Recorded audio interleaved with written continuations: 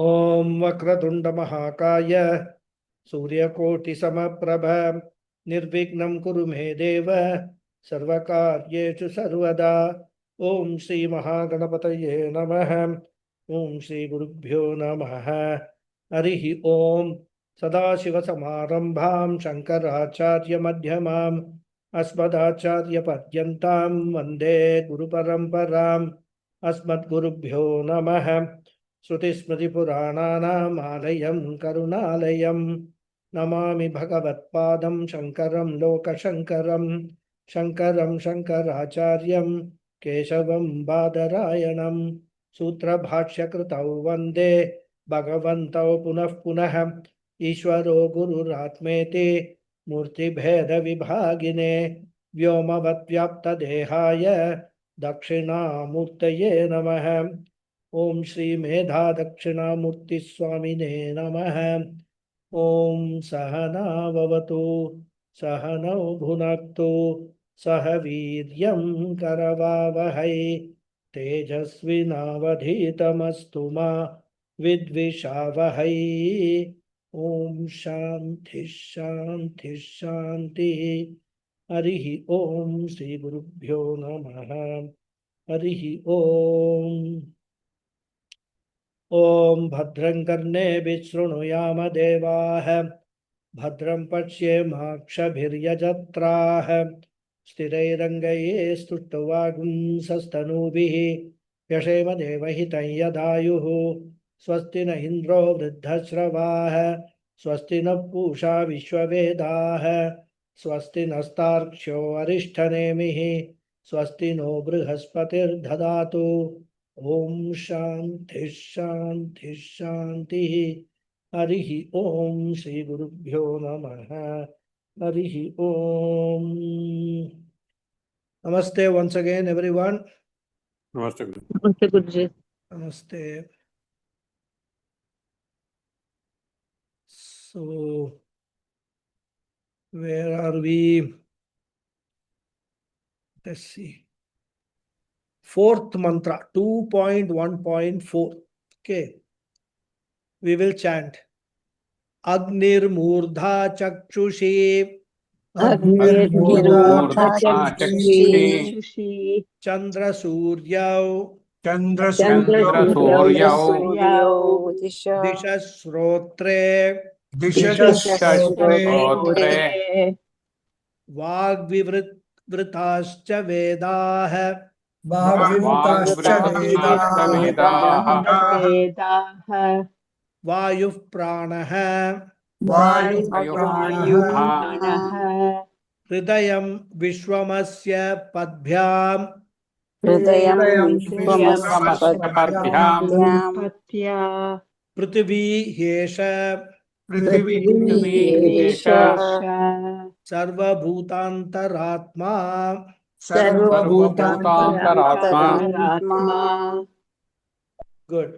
So, after presenting the creation of Hiranyagarbha, the subtle elements and elementals, that is the Sukshma Prapancha, in this mantra, in the mantra 2.1.3, the previous mantra, the Upanishad is now presenting the creation of the gross universe, Virat, in the form of a person, and various components of the gross universe are compared to the various limbs or parts of a person. So starting with the heavens, which is compared to the head, the Upanishad says that the sun and the moon are like the eyes of the person. The 10 directions are compared to the ears of the person.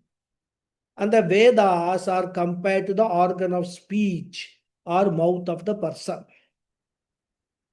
The mantra says, Vagvivritaha Vedaha. And Bhashyakara explained Vagvivritaha as Uddhatitaha Prasiddhaha Vedaha Yasya. And as I said, Uddhatitaha means vast or widely spread. Because according to our tradition, the Veda Shabdas are even present in the atmosphere, even now. So they are ever present in the atmosphere. When Bhagavan created the world, he has created the Veda mantras also. So this is the first meaning of the word Vivrita hai, vast and all-pervading. And there is a second figurative meaning also, as I said in the last class. What is that? Bhashyakara says prasiddha hai. So the word all-pervading can mean well-known. So when a person is well-known, his name and fame is there all over, isn't it? Therefore, the second meaning of Vivrita hai is prasiddha hai, famous one. Therefore, the all-pervading famous Vedas are what? They are the Vak of the Virat. So, Vivrita hai is the adjective to Veda hai. Yasya means of whom. So, the answer is of Virat. So, the all-pervading, well-known Vedas are the organ of speech of Virat. Next, Vayu Pranaha Yasya. As I said, Bhashyakara said Yasya should be added to every description. That is why he himself does it. Vayu Pranaha Yasya Hridayam Antakaranam Vishwam Samastam Jagat Asya Yasya Ityetat. That is the sentence. So Vayu Pranaha, both Vayu and Pranaha are occurring in the mantra itself. Vayu means the wind blowing all over, and it is Pranaha, the breath of Virat. And Bhashyakara does not comment upon that because all the words, we have seen it so many times. He feels that the students, would be very well acquainted with all these words. He only adds the word Yasya because he has told that before, that the word Yasya should be added everywhere. Then another part of Virat, Hridayam. Hridayam is there in the Moolam. He translates it as Antakaranam. So the word Hridayam primarily means the heart, the physical heart. And the secondary meaning is the mind.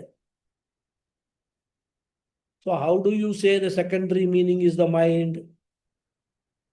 Because according to Shastra, the mind is located in the physical heart. They are very subtle, elementals rather. According to Shastra, Golakam is the mind in the physical, Golakam for the mind is the physical heart. Like eyes are the Golakam for the faculty of sight. Similarly, mind is the Indriyam, heart is the Golakam. So mind is situated in the heart. So the heart which pumps the blood is the physical heart, which is part of the physical body, Stula Shariram. The mind, which is an Indriyam, an Antakaranam, a faculty, belongs to the subtle body. Therefore, whenever we hear the word Hridayam, which meaning should we take, primary or secondary meaning? We have to look at the context and take the meaning. If we are referring to some surgery, etc., then Hridayam means the heart, physical heart. But when we are talking in terms of Vedanta, here it refers to a secondary meaning, the mind. And that is why Bhashyakara says Antakaranam. And the mind of Virat is what? He says, Vishwam Samastam Jagat. Vishwam is in the Moolam. Bhashyakara says it is equal to Samastam Jagat, the whole universe. So all the things and beings of the universe are within the mind of Virat. Now, what do you mean by they are all in the mind of Virat? Bhashyakara will explain in the next sentence how it should be understood. So he says, Asya. Asya, which occurs in the Moolam, and he converts the word Asya into Yasya. As he has already mentioned, the correlative pronoun Asya has to be converted into the relative pronoun Yasya, so that it will pair with the correlative pronoun Yeshaha later. All this I have explained in the last class. I hope you all remember. So he says, Yasya iti etat. Then in the next sentence, he explains how we should understand that Hridayam should be understood as Antakaranam of the mind. The sentence Hridayam Antakaranam Vishwam Samastam Jagat, how it should be understood. He says, Sarvam hi Antakarana Vikarameva Jagate Manasyeva Sushupte Pralaya Darshana. So why is it said that the whole world is the mind of Virat? For that, Bhashyakara gives the reasoning based on our experience. And what is the reason? He says, Jagat, this world, Sarvam, everything, all living and non-living beings. He indeed, Antakarana Vikaram eva, is nothing but a modification of the mind. Vikaram means modification. Eva means alone. So the entire world is but a modification of the mind alone. How do you say that? Because he says, Manasi eva sushupte pralaya darshana. What is our experience? Sushupte means in deep sleep state. Pralaya darshanat. Because of the experience of the observation of dissolution. We have to supply here Jagataha of the world. Manasi eva, in the mind alone. So what happens during deep sleep state? Deep sleep state, the entire world is resolved. My ego is resolved. Everything is resolved, isn't it?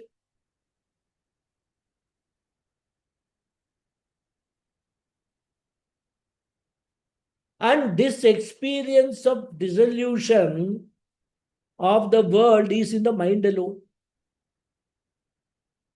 So by that, what is arrived at is, when the mind is resolved, then the world is also resolved. And then he says, in the next sentence, Jagarite api tatah eva agni vispullingavat vipratishtanat. Jagarite api, and even in the waking state, tatah eva. Tatah means from that mind alone. So manasi eva, that means manasi eva, from that mind alone.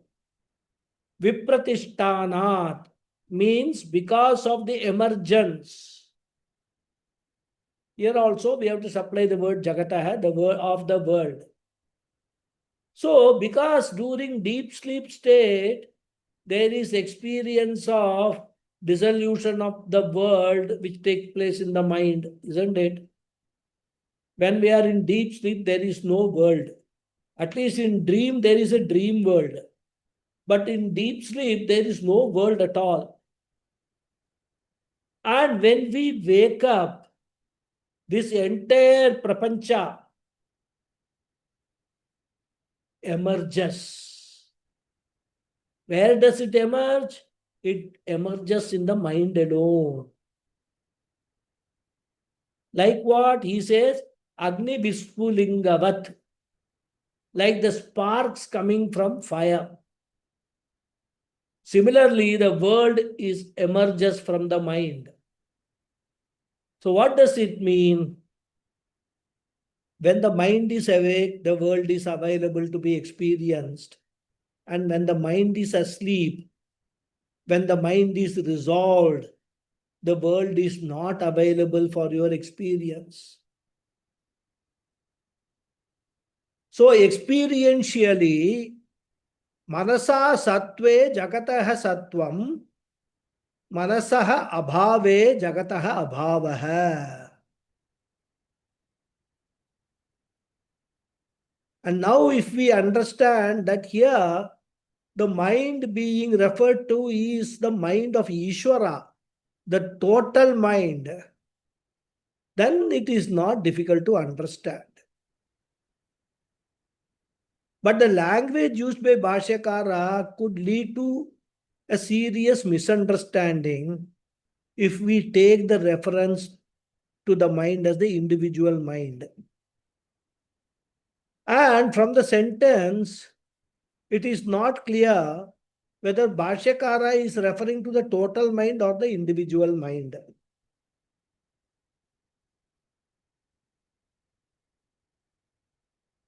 He could have easily avoided this confusion by just using two words, yatha iva. If he had said yatha manasi eva sushupte pralaya darshanat, jagrite api tata eva agni vispulingavat iva vipratishtanat, if he had said that, there would have been no confusion. And we would have understood that even if Bhashyakara is referring to the individual mind, it is only for the sake of example only, as iva, as though is there. Because then the sentence would mean, when the mind wakes up, I as though experience the world. It would have been easy for Bhashyakara to add these two words to avoid any sort of confusion. Of course, Bhashyakara himself may not have any confusion in his mind. But when we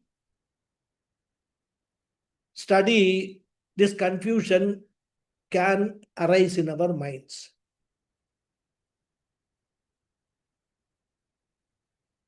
So when such a situation comes, we are forced to ask a question.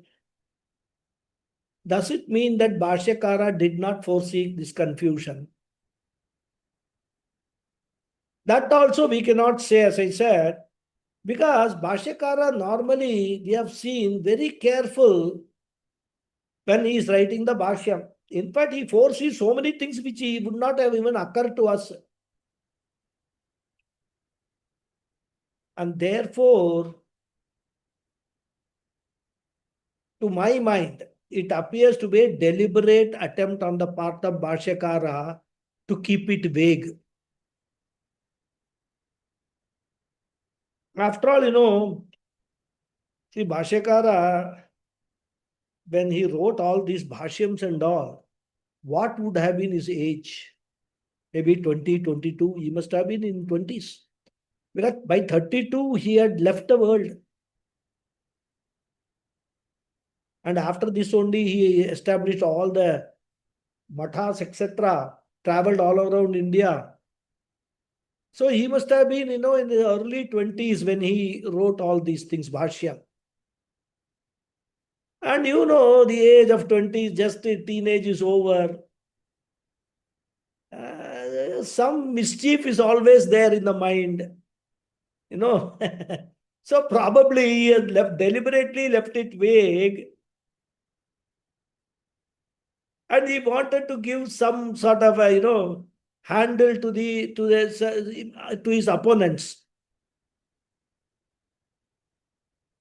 Sometimes you do, in cricket also we find some very good spin bowlers, what they will do, they will give a full toss. And the batsman thinking, oh, it's very easy, he will hit a six. And the next will be also appear like a full toss, but it will be a good length ball. Before the batsman reaches the ball, it will tip and it will turn and hit the wicket.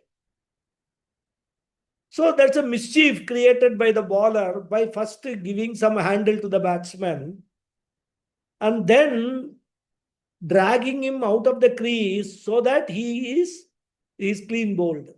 So similarly, it's possible that Bhashyakara, it's all conjecture. I mean, we do not have any evidence to say that this is what happened, but knowing Bhashyakara, having studied so many Bhashyams and all that, he is not the one who would have actually ignored this, that there is a possibility of this confusion. Just two words, Yatha and Iva, if we had added, the whole confusion would have been resolved. Now, some of us may think, what is this big fuss about? How does it matter whether he is referring to the total mind or the individual mind? Generally, when we are just listening and all that, as students, it may not matter to us much as long as we understand what the mantra wants to convey.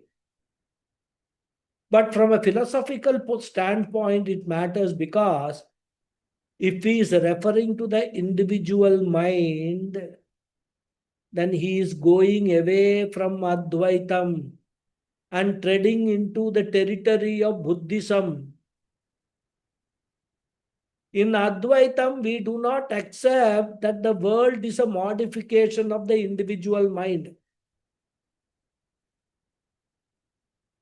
If we say the world is a modification of the individual mind, then the world will become what?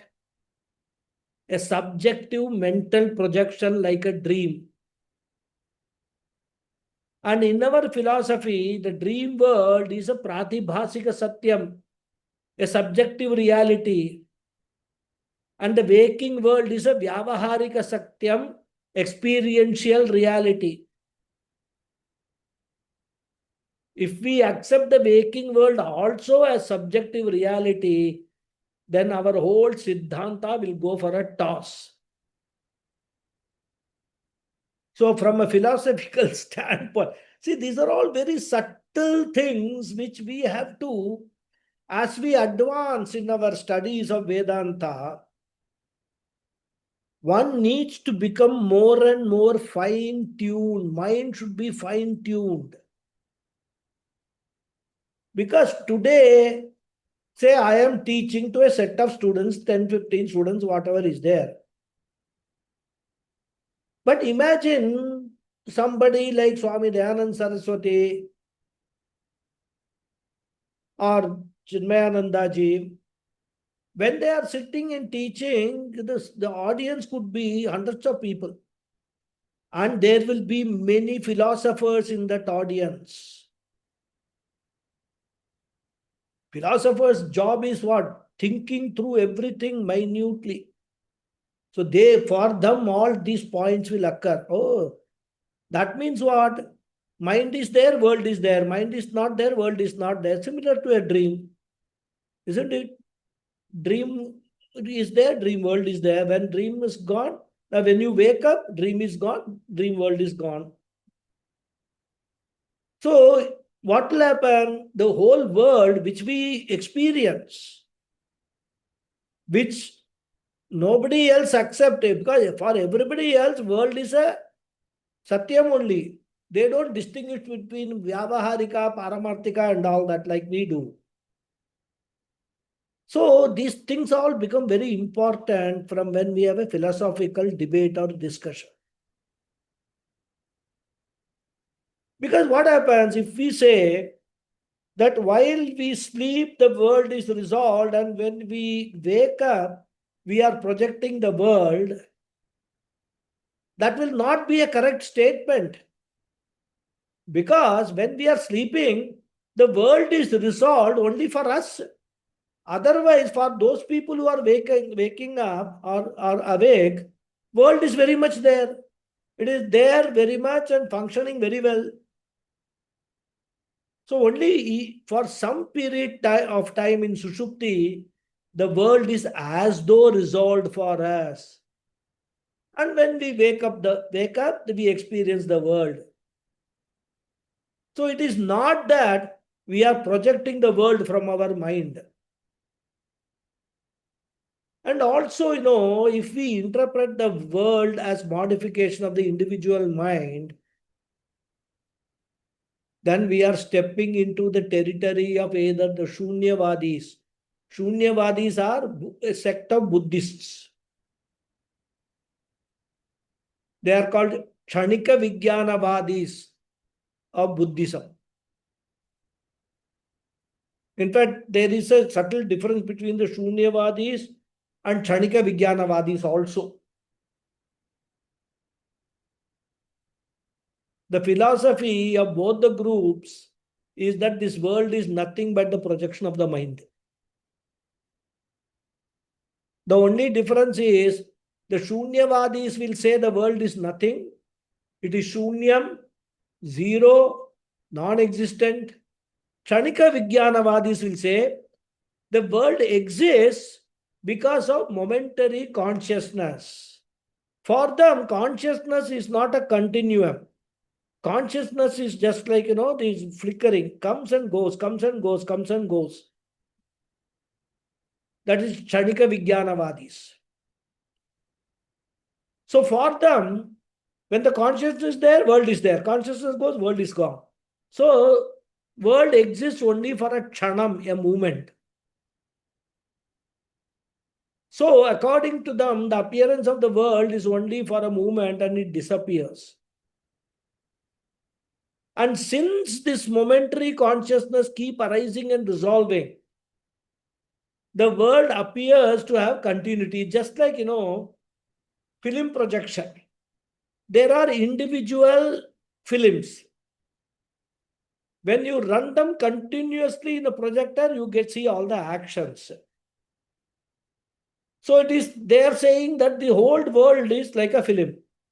It consists of individual clips. So when our consciousness comes and goes, comes and goes, comes and goes in movement,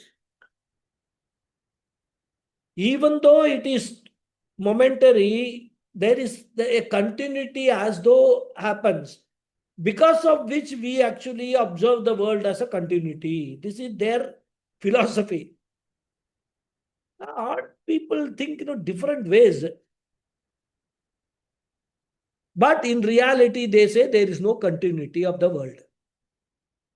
And all these arguments of this Buddhism sects, they are untenable from our standpoint.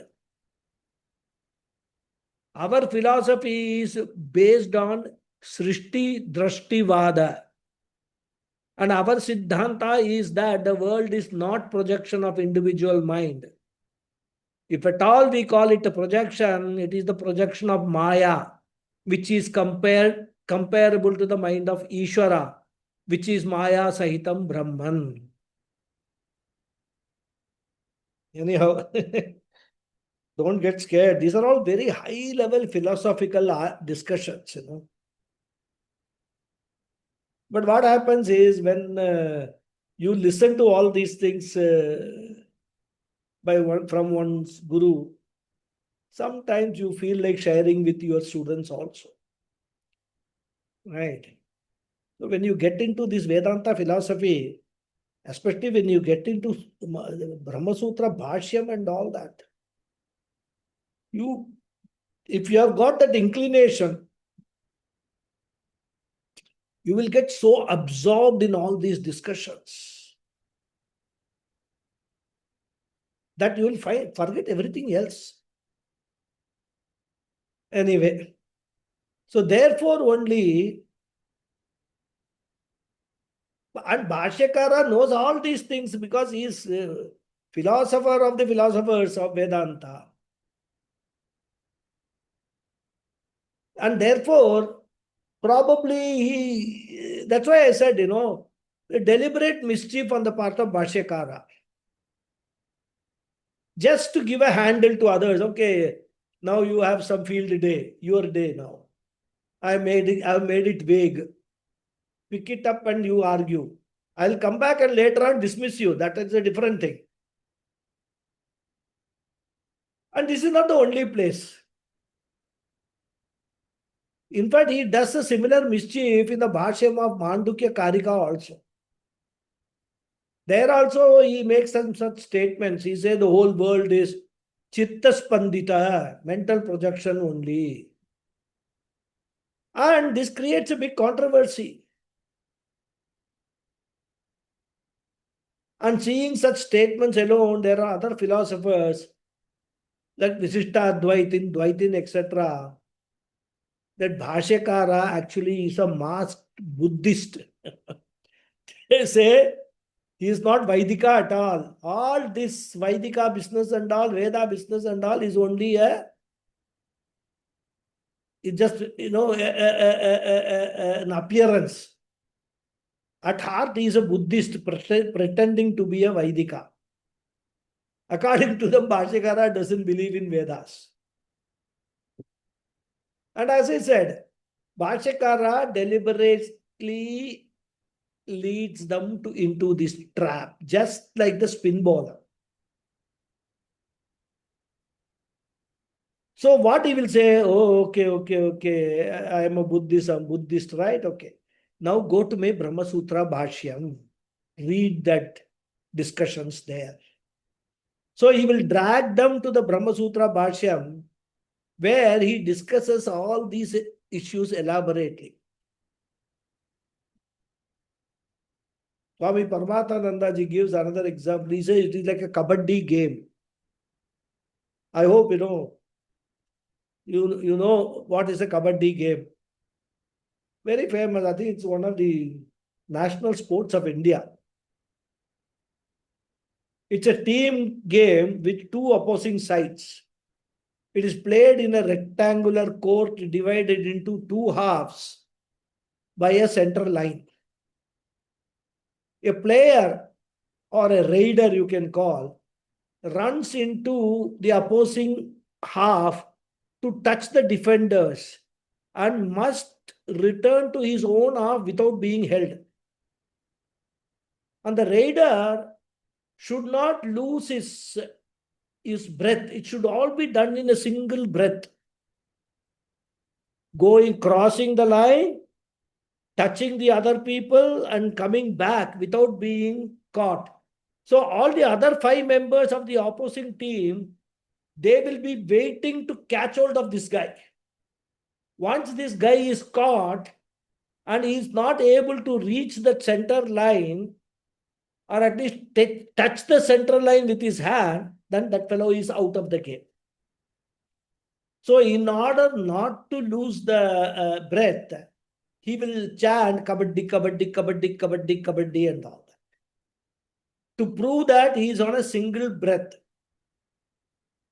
and has not inhaled. If he stops saying kabaddi, means he has inhaled and he is out, disqualified. Very interesting game. So the defenders will try to prevent him from touching the central line. So if he succeeds, the defenders will lose the game. Similarly, Bhashyakara, as a raider, ventures into the territory of Buddhists, Visishta Advaitins and Dvaitins. And finally, in Brahma Sutra Bhashyam, he will drag all of them and touch the central line. So you are all out now. Very interesting, Anyway, so coming back to the Bhashyam that we were discussing, we can understand the sentences in two ways. One is to understand that when Bhashyakara says, Sarvam hi antakarana vikarameva jagat, we can take it as he is referring to the samashti antakaranam, the mind of Ishvara. And this jagat is the projection of his mind through Maya. Alternatively, we will have to, if we have to interpret this sentence as referring to individual mind, then we have to supply eva, as though. Then we can say that experientially speaking, the world is as though the projection of the individual mind. Then the word eva, as though, will become very important. But to keep it simple, since the whole mantra is talking about Virat, Samashti Sukshma Sharira,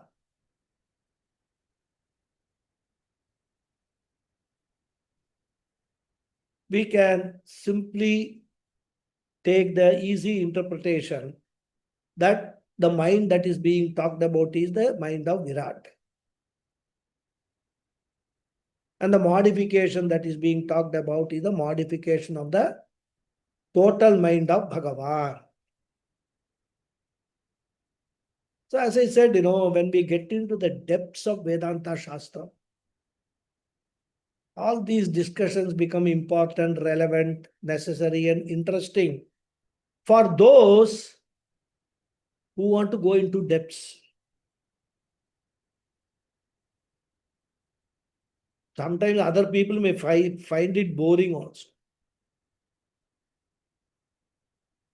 Anyway, so now coming back, Bhashyakara continues. Yasya cha padbhyam jata prithvi. So the earth is the feet of the Lord. Now here we have a grammatical problem which I will briefly touch upon. Those who are some exposure to Sanskrit grammar will understand. I mentioned it when I was explaining the word meanings of the mantra also.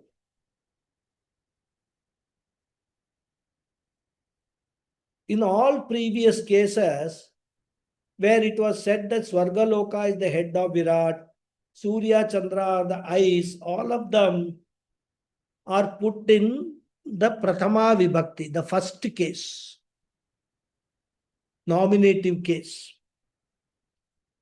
Similarly, here also, the Upanishad should have used Padav, Padaha, Padav, which would be the nominative case.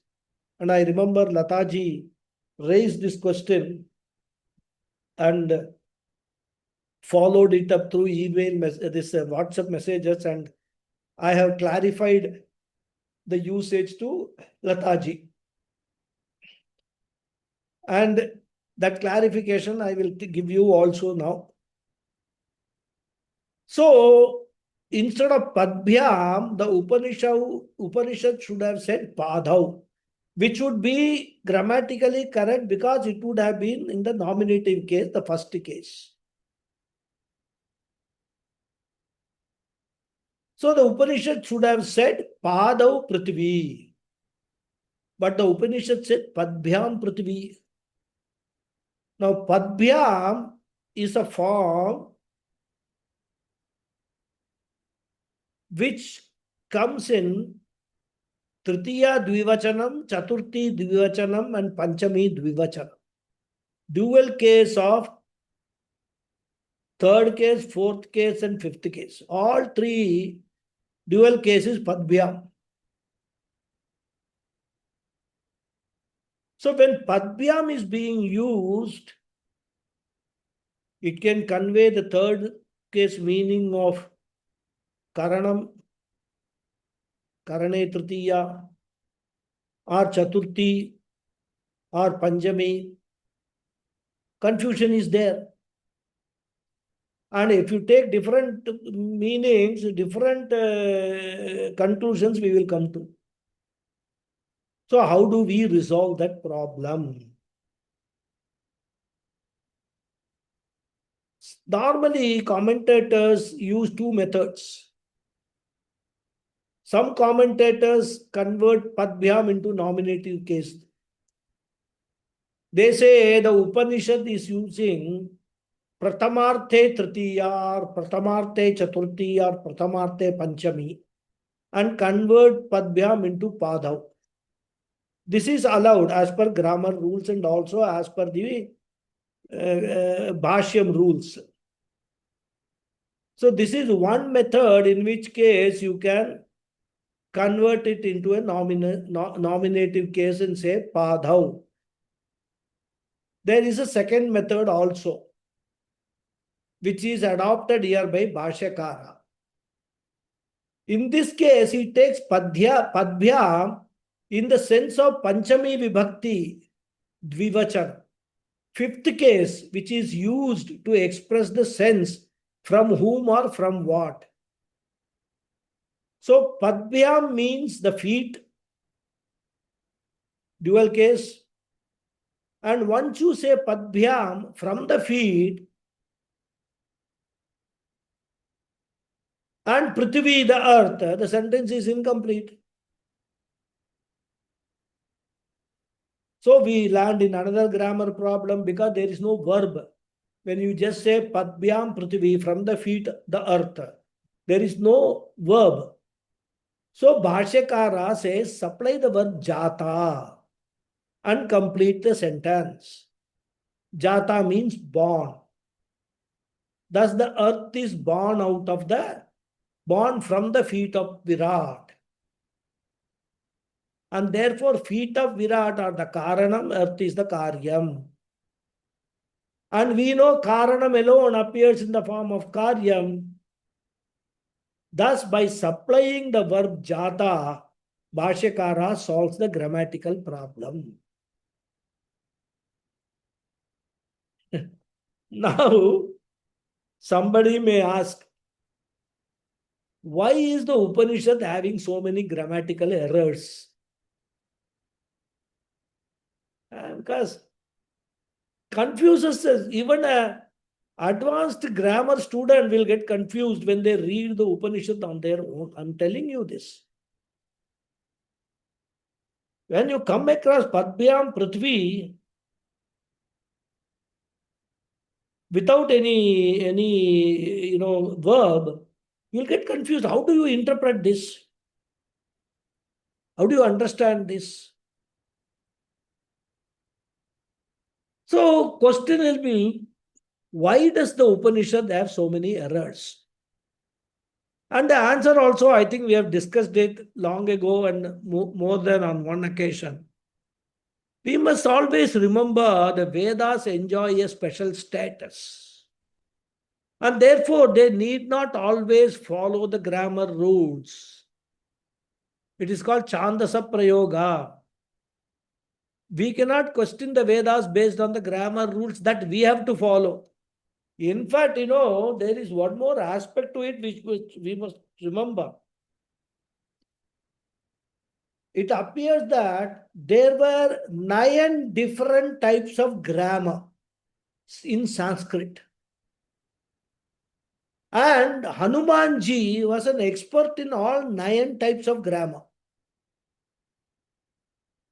But what we have got is only one type of grammar, which itself to study, understand, and apply is a Herculean task, let me tell you.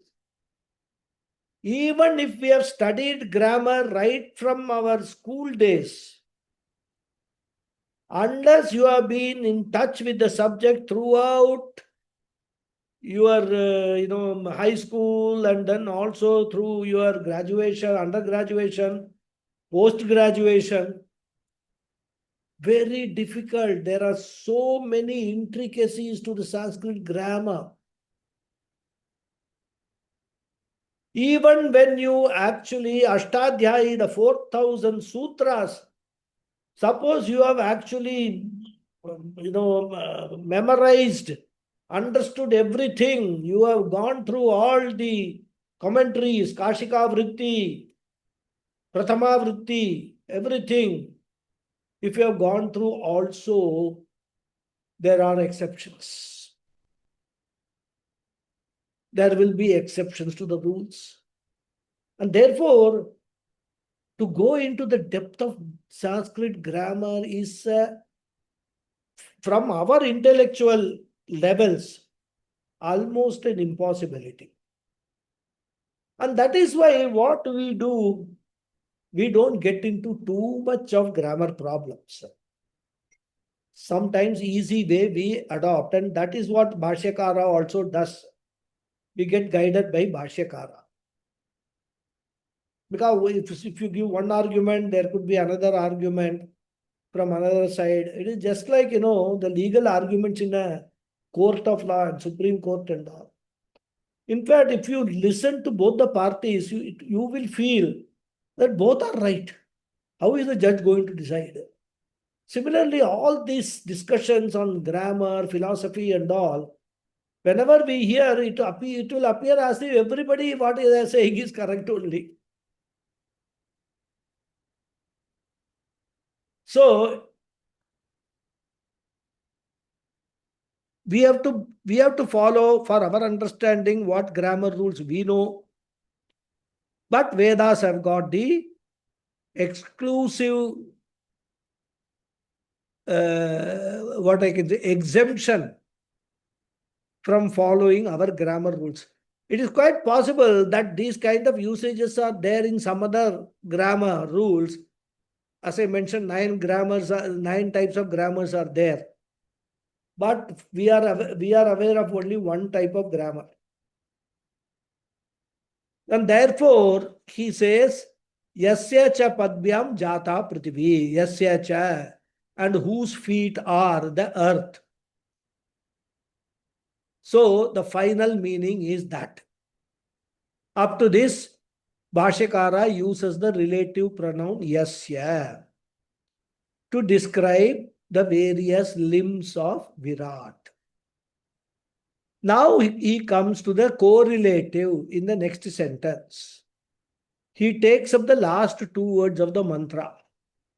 Yeshaha sarva bhutantaratma.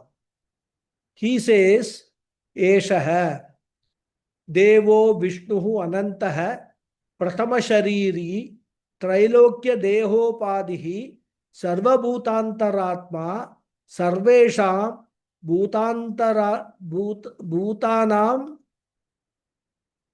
antaratma. Bhutanam antaratma. Eshaha, correlative pronoun. That deity is. Earlier it was Yasya, for whom. Now Eshaha, that deity is. Devaha, the Lord, who is effulgent. What type of Lord? Anantaha. Prathama Shariri Vishnuhu. The word Devaha means Divdatu, effulgent. Then second description, Ananta Prathama Shariri Vishnuhu. Here the word Vishnu we must interpret as Virat. Ishvara, who is Anantaha. And here it seems Bhashyakara wants us to recall Vishnu Sahasranama, which begins as what? Vishvam Vishnu Vashatkaraha. Right? So that is why he uses the word Vishnu. So once you have gone through this Bhashyam, when you actually start chanting Vishnu Sahasranamam, that Vishnu you can understand as Virat. Because Vishnu Sahasranamam is nothing but a different version of, different way of presenting Vishwarupa Ishwara. 11th chapter of Bhagavad Gita, that is Vishnu Sahasranama. So there, Vishnu, we can take it as Vishwarupa. Vishwam Vishnu. But here, he does not take the meaning of Vishwam, which he takes in the Bhashyam of Vishnu Sahasranama. Vishnu he borrows or put it that way, yeah, probably because Vishnu Sahasrama Bhashyam was the first one he wrote. He must have written this much after. So he has borrowed that interpretation of Vishnu from Vishnu Sahasrama Bhashyam. But Vishwam, he takes a simple contextual meaning which is Virat. And Vishnu also has got a meaning of all pervading. So that way also we can understand Vishwam Vishnu means the all pervading Virat. The Virat who is all pervading.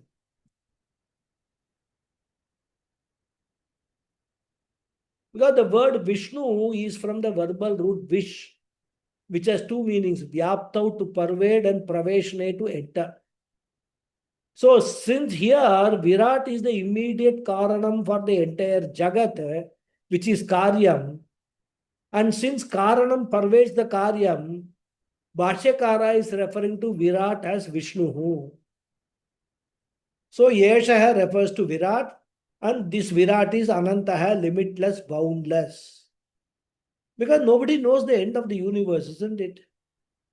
As scientists continue their research, the universe seems to be expanding. It does not seem to have any borders. So it appears to be stretching. Actually, it may not be stretching, we don't know. But what is happening?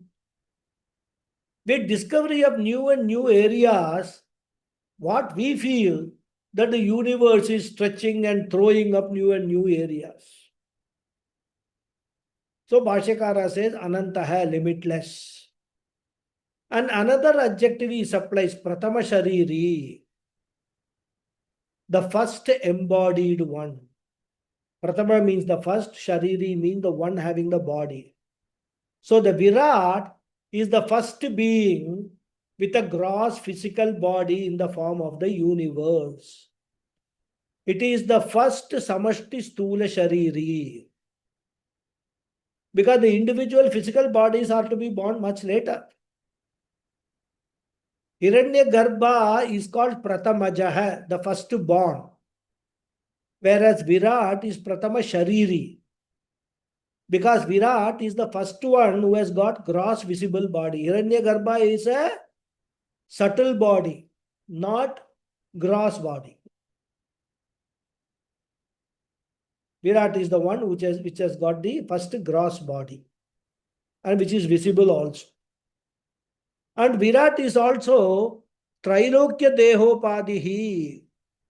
Trilokya means the three lokas. And three lokas, how do we count? Bhuloka, Bhuvarloka, or it is also called Antariksha, and Suvarloka or Swarga. The earth, intermediary space, and heaven.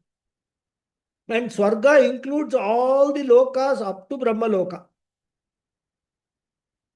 3, 4, 5, 6, 7.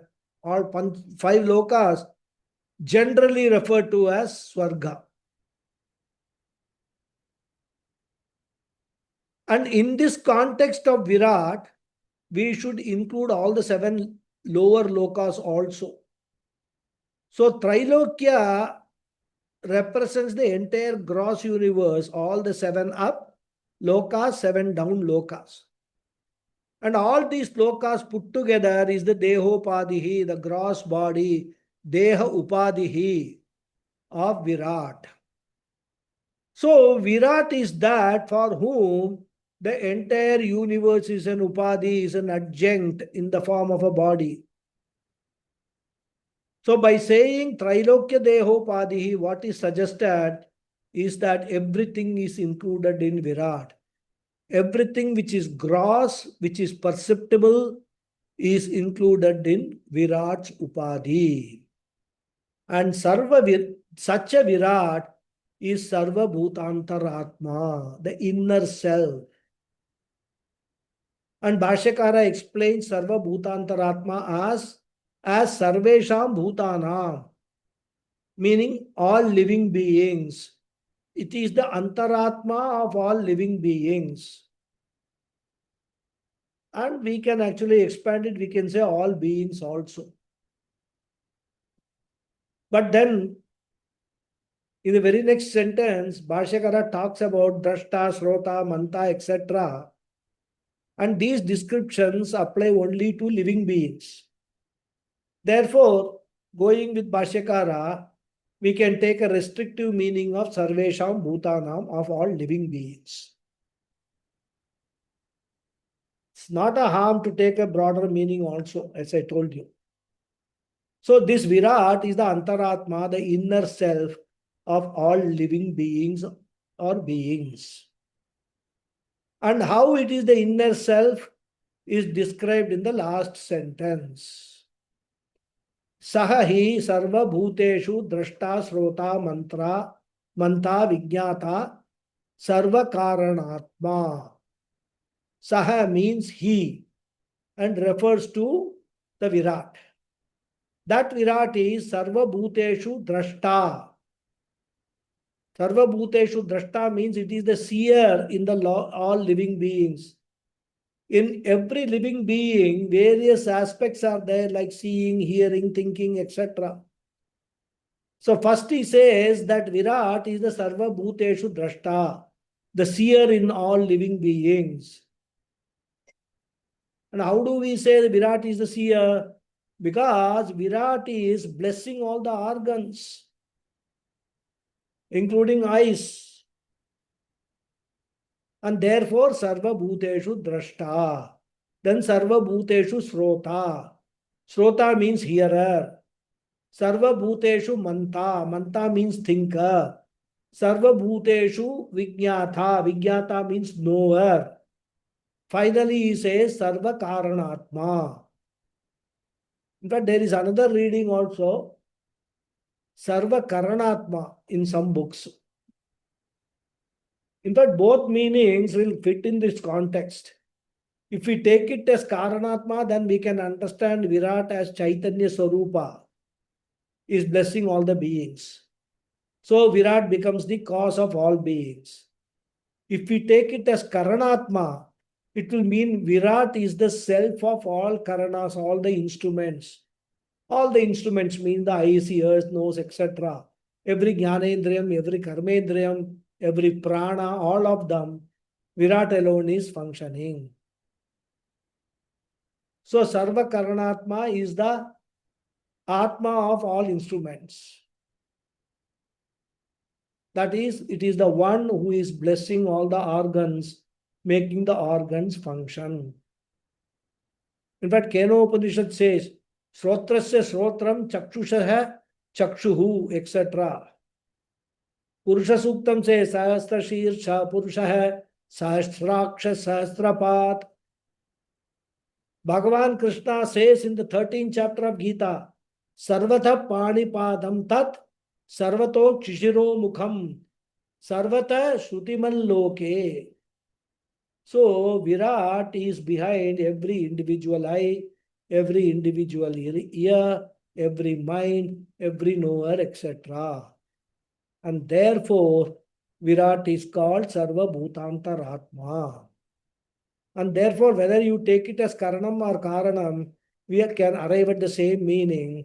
And such a Virat is born out of Ishvara, not directly but through Hiranyagarbha, who in turn is the son of Ishvara, Maya Sahitam Brahman. So with this, the fourth mantra Bhashyam is over. The next class, we will go to the fifth mantra. Okay.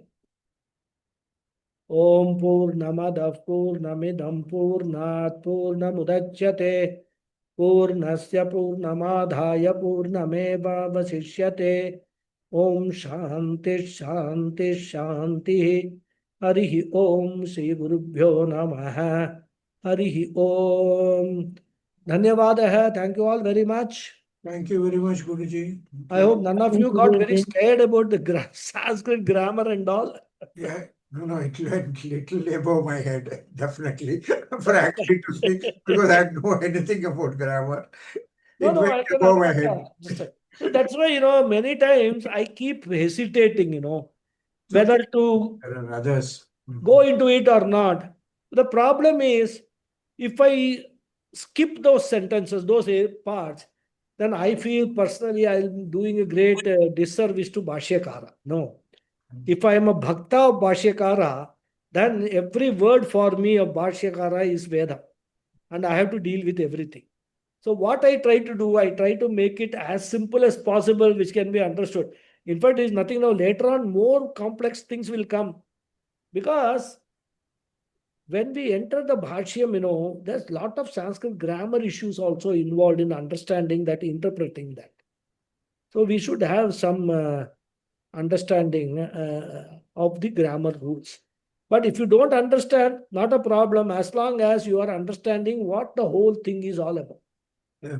So some people maybe they're really interested in Sanskrit grammar. For them, this will be a good, what they say, something to chew upon. Thank you. The Essence is known. There is one small, I would say, the corner of my mind. Some of you probably will get inspired to study Sanskrit grammar. If that is there, then one or two more students may come for Sanskrit grammar. So Sanskrit will grow. That's a very small, I would say, a desire in a corner of my heart. Nice. Yes. Thank you. Thank you. Thank you. Yes, Sulekha ji, what's your question? Namaste, Guruji. Namaste. My question is, when you were talking about Virat and Hirangyabhaga, and you said that Hirangyabhaga is the subtle body, it's not the gross physical body that Virat is of this world. Can we give a comparison then similar to the Stula Sharira as the gross body in the human and the Shukshma Sharira as the subtle body? Yes. And then therefore, is there a Karana Sharira equivalent in the cosmic being? Karana Prapancha, seed form, Maya. Maya, okay. From there only everything is coming, Maya is the cause. Yes, yes. So Maya is the Karana Shariram. Then Hiranyagarbha is the Sukshma Shariram. Virat is the Stula Shariram of the universe, comparison to the human body. Right. Thank you. That was my question. Thank you. Hari Om. Hari Om. your suggestion on Sanskrit is wonderful, but the problem is time and the energy to be spent is I can tell you, huge. Sitaram, only one thing. You cannot study Sanskrit part-time. You cannot study part. Now, I started with Sanskrit, then I folded it because the work involved in mastering it, even the very first chapter was tremendous. I said, no, I will not do justice to it. I will never ever. That is why, even when I started Sanskrit classes, I found that, the amount of effort which I am putting in teaching, that is not getting absorbed rather, easily rather. So Sanskrit, if you want to study properly, you have to go to a 3.5 years, 4 years, go to a Gurukulam somewhere away from all this world, study Sanskrit. The only way you can study. No, you have to work twice as hard as the Guru. Twice as hard as that. Of course, in the Gurukulam, one advantage is you don't, whole day Sanskrit is not there, but different subjects, etc. are there. But then you are actually not only studying the theoretical part of it, but practically also when you study the Bhashyam, etc., you can sometimes correlate, what is there, what is being said in the grammar rules here and all that. But individually, if you are studying Sanskrit through all these online classes and all which are going, good time, you can feel very happy that, oh, I am studying Sanskrit and all that. But you will never ever get anywhere near some expertise in that language. You will always be trapped in some kind of this thing. But anyhow, it is not a bad thing to study. I mean, I'm not against studying Sanskrit, on a part-time basis, because we never know when we will get an opportunity. Suppose, like I have studied Sanskrit only in my school, our Tamil thing. Some choice I took as Sanskrit, Sanskrit, and they got some, that too in the middle school, not in the high school. 6, 7, 8. 6, 7, 8, I took Sanskrit, right? Now 6, 7, 8, that Sanskrit is the only one I studied, and when I came to the Gurukulam, no clue about all those things. But that 3.5 years there, and start to studying Panini grammar. And it was really a very, very, great opportunity I got to expose myself to Sanskrit. But then that was not the end of it. In fact, I always find, when you study something and you start teaching it, You then learn you go more. into the depths of that subject. And then your understanding widens, it becomes broadens rather. So lot other things, when you are going into the depth, your mind starts working. Oh, this also is there, this also is there. So that's why two classes, this thing I did, Sanskrit, that helped me a lot in further, improving my own understanding of the Sanskrit rather. And now, of course, whenever I come across any problem or anything, a lot of tools are available on internet, dictionaries and things like that and all. So I try to refer to them, and then Swamiji, Puja Swamiji's interpretation, and my own Acharya Sadatmanandaji's interpretation, and Swami Paramathananda's interpretation. All that, when I get into some fix, I refer to all those things, and then my mind becomes clear. Okay, this is the way I have to present it to my students. So it's a very, very, from my point of view, very interesting intellectual journey rather. Right. So that is how fascinating it is for me. But I Hari Om. agree with you. It is not Wish easy. we all get the inclination to learn and Pray, keep praying. You will get. I don't know. I might have prayed in the previous Janma. I don't know. So this Janma, I got an opportunity. So that's a really wonderful. But still, with all these things, I will not say that I am very great in Sanskrit and all that. I know more than what others know. That's all. A little more than what others know. Other than that, I will not claim any great scholarship or anything. There are so many things in Sanskrit grammar, you can never master it, rather. Very difficult. And that too at an old age, rather. See, if I had started it right from, as I said, beginnings, from childhood, then it's a different thing. At home also, atmosphere is not Sanskrit atmosphere. We are all Western atmosphere. So where will we get Sanskrit? And that's why I consider myself really, to that extent, blessed that I got an opportunity to go to the Gurukulam and study all these things. Hari Om. Yes, Lataji. Namaste, Guruji. Namaste. Guruji, thank the beginner's doubt about the little Sanskrit doubt I had. That's very, very kind of you, and thank you very much. But some more doubts got cleared, but then some more doubts have appeared. Good. I think I need to listen to the session once again, even before I air those doubts, because otherwise it will not, even my question will not be a proper one. It's about if Hiranyagarbha is the subtle, is the Sukshma Sharira equivalent, and Virat is the Sthula Sharira equivalent. Sthula Sharira equivalent. Then if in the line that you say that Virat is the Antaratma of everything, somehow it's not feeling right in my mind. But I'll listen to the whole session once again and I'll come back with the questions. That's why he says Karana Atma, Atma, you must read it separately. Atma means the inner self. Yeah. So the inner self of all the Karanams, all the instruments, Yes.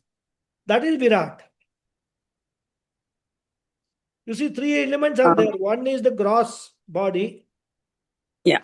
Another is the subtle body, subtle instruments, that can put it, subtle instruments, subtle indriyams.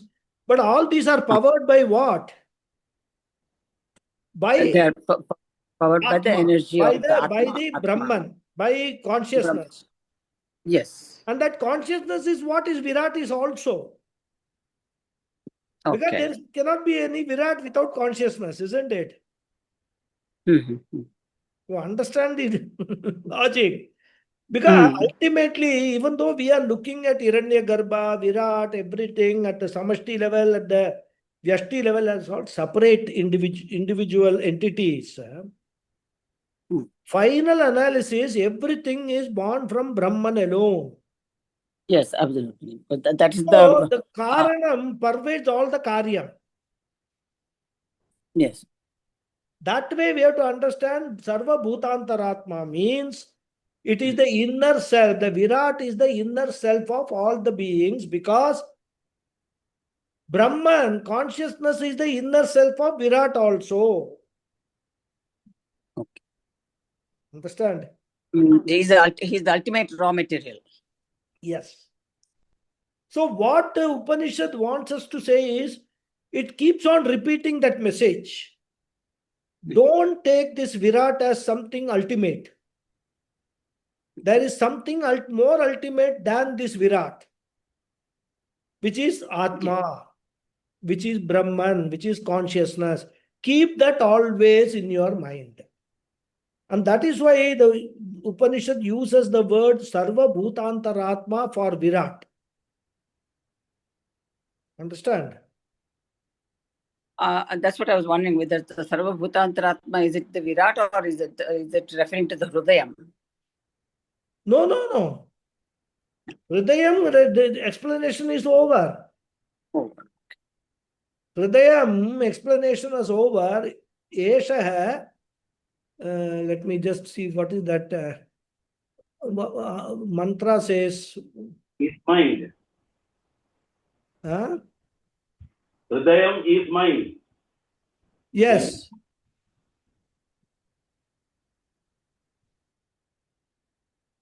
Esha Sarva Bhutantaratma. First it told about Hridayam and Padav and etc. Yes. Then it came that such a person or such a entity which is described with all these kind of having all these kind of limbs, heaven as the head, etc. Esha, that entity is Devaha, effulgent, Vishnu, all pervading Virat, Anantaha, limitless, Pratama Shariri, the first one to have a gross body, Trilokya Dehopadihi, which has got as its body all the 14 lokas as its body. And another independent description is Sarva Bhutantaratma. So that's why Bhashikara says Sarvesham Bhutanam Antaratma. Antaratma means what? Inner self. Yeah. Antaratma means inner self. Yeah. So Sarva Bhutanam Antaratma means it is the living, for all living beings, it is the inner self. And now you go back. What is inner self? Virat. What is the inner self of Virat? What is the inner self of Virat? What is that? Anda, what is that? Hiranyagarbha or Atma. Atma. Atma is the Atma or Brahman, pervades everything, right? So Brahman pervades Hiranyagarbha, Brahman pervades Virat, Brahman pervades all the individual beings. Every being Brahman pervades. Got it. The Chit aspect of Brahman is there in all living beings. So similarly, Virat has also got the Chit aspect. Yes. So that way Virat becomes Sarva Bhutantaratma. It is just like that, your great grandfather. Is the genes of the great grandfather there in you? Yes.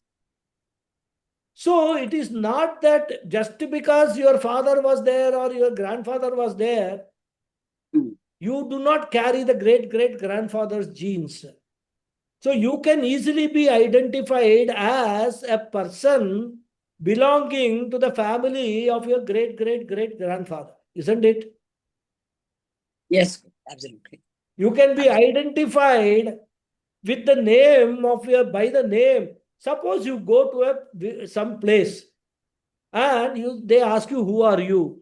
And suppose you say, I am the great-great-granddaughter of so and so.